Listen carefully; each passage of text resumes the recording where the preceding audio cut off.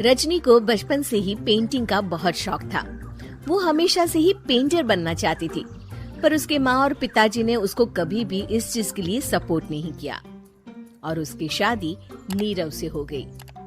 नीरव रजनी को बहुत प्यार करता था, पर रजनी हमेशा चुपचाप ही रहती।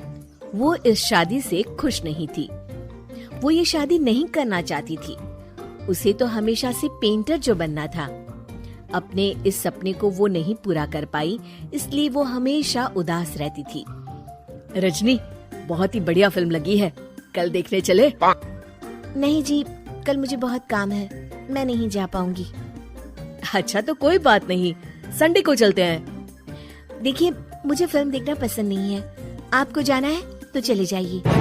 नीरव को मना करके रजनी वहाँ से चली जाती है और अपने बैग को खोलकर उसमें बंद पड़े ब्रश और कलर्स को देखकर रोने लगती है। रजनी, चलो ना कहीं बाहर खाने चलते हैं, कुछ तुम्हारी पसंद का।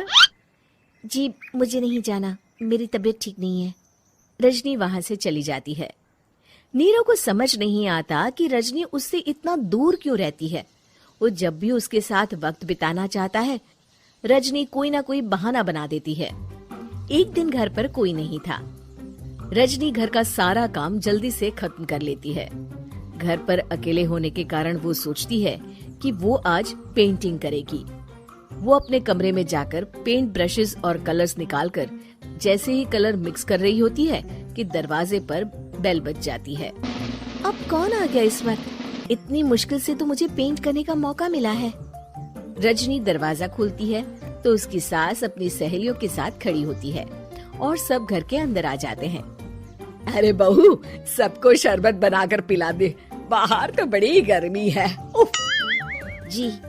रजनी पेंट ना कर पाने से उदास हो जाती है। उसे गुस्सा भी आ रहा होता है कि उसने इस शादी के लिए हाँ क्यों कह दी। वो रसोई में जा रही होती है कि उसकी सास उसे रोकती है। बहू, सबके खाने का भी इंतजाम कर लेना, आज का लंच तो ये सब यही करेगी। हाँ। रजनी बिना कुछ कहे रसोई में चली जाती है। सबके लिए खाना बनाती है।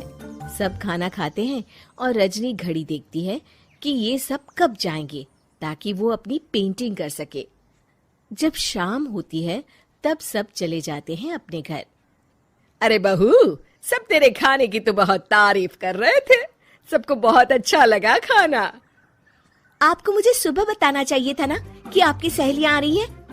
पता भी है कितना वक्त लगा सारा खाना बनाने में। अरे बहू, तू ऐसे कैसे बात कर रही है मुझसे? तो और कैसे बात करूं? मैं इस घर की कोई नौकरानी नहीं हूँ कि इतना काम करूंगी। रजनी अपने कमरे में जाकर दरवाजा बंद कर लेती है। शाम को जब नीरव आता है तो उसकी माँ उसे पूरी घटना के बारे में बताती है। क्या रजनी ने आपसे इस तरह बात की माँ? हाँ, और पता नहीं उसे क्या हो गया है, शाम से बाहर भी नहीं आई है। मैंने तो कई बार आवाज दी, खाना भी नहीं खाया उसने। तू ही बात करके देख ले बेटा। नीरव अपने कमरे का दरवाजा खटखटाता है। रजनी, दरवाजा खोलो, मैं हूँ। रजनी दरवाजा खोलती है और फिर वापस जाकर अपने बिस्तर पर लेट जाती है। रजनी, माँ से बात करने का ये क्या तरीका है? मैंने कोई गलत बात नहीं की है। अरे तुम क्यों ऐसे बर्ताव कर रही हो सबके साथ? क्या तुम इस शादी से खुश नहीं हो? रजनी कुछ नहीं बोलती। अरे बताओ मुझे रजनी, क्या ये शादी तुम्हारी मर्जी के खिलाफ हुई है? हाँ, मैं ये शादी कभी नहीं करना चाहती थी। तुमसे क्या, मैं किसी से भी शादी नहीं करना चाहती थी। रजनी रोने लगती है। चुप हो जाओ रजनी, बताओ मुझे, तुम क्यों नहीं करना चाहती थी शादी? रजनी बेड के नीचे से अपने पेंटिंग्स, कलर्स, ब्रश, पेपर्स निकालती है। इतने में उसकी सास भी कमरे में आ जाती है। ये देख रहे हो, ये थे मेरे सपने। मैं पेंटर बनना चाहती थी, पर माँ पापा ने कभी सपोर्ट नहीं किया और मेरी शादी करवा दी। मेरे सारे सपने टूट गए। हर वक्त बस गुस्सा आता रहता है मुझे। मैं जानती हूँ कि आप लोगों की इसमें कोई गलती नहीं है, पर मैं क्या करूँ, मुझे समझ में नहीं आता।